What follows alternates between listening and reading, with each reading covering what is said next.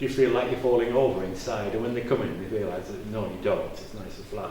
But it's a focal point. It is a visitor attraction. And it's a form of access that people can have to the environment, to wildlife, to tourism in this area. What parts are open to the public? This floor, the ground floor, the first floor and the roof. The only part of the building that people are not really able to access is the coast watch. The building really caters for lots of different groups, doesn't it? You know, we've got the people that are interested with the wildlife and the bird life. We also have the National Coast Watch institution based in the building, making full use of the facilities and providing a service run by volunteers that is keeping the coastline safe.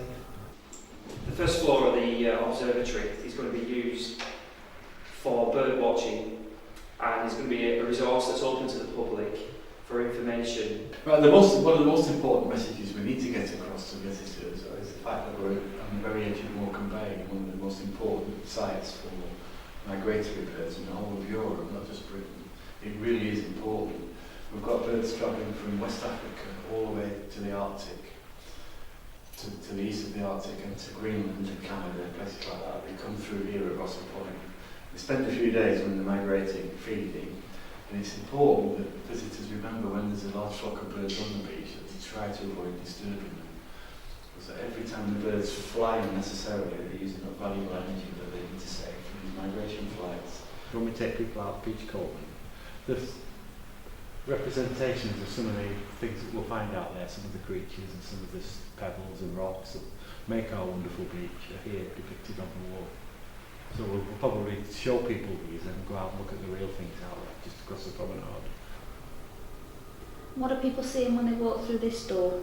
They'll see a lot of illustrations and examples of the type of wildlife we can find out there on our beach and in the coastal grassland. They'll also see on one of the shelves lots of information about local societies that they can join and get involved.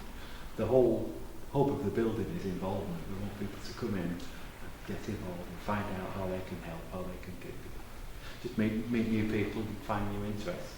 People, you know yourself, people are reluctant to come into buildings, especially visitor centres. They think, what's it for me? Well, we want them in. We want them to come in and get involved, find out they can help if they want to. They can come in. Especially local people want them to come along and they can tell visitors. Is that all about Fleetwood, all about Wire? It's a spectacular building, but we want people to have spectacular experiences. Absolutely, and go away and tell their friends. Yeah. The beauty of Wire's coastline is it's different every day. Today it's nice and calm, there's a probably high tide, the sea's flat. Next week, high water, there could be strong winds. We get this lovely wild angry sea.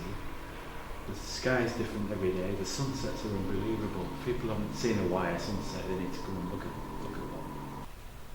And what about people that can't get to the top? Well, we have a wonderful camera on the roof and it's relayed on the screen here. One of the really exciting things for me is how this ties in with the sea swallow story.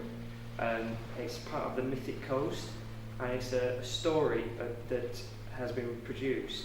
We can actually walk the story along the coast, and it really ties the building and this coastline in. It's based on the history of the coast, how it was a couple of hundred years ago, and it's something relevant to what's happening today. The sea is threatening to engulf the land, and there's a little village called Forsing on the coast. One of the girls in the village actually saves it from flooding.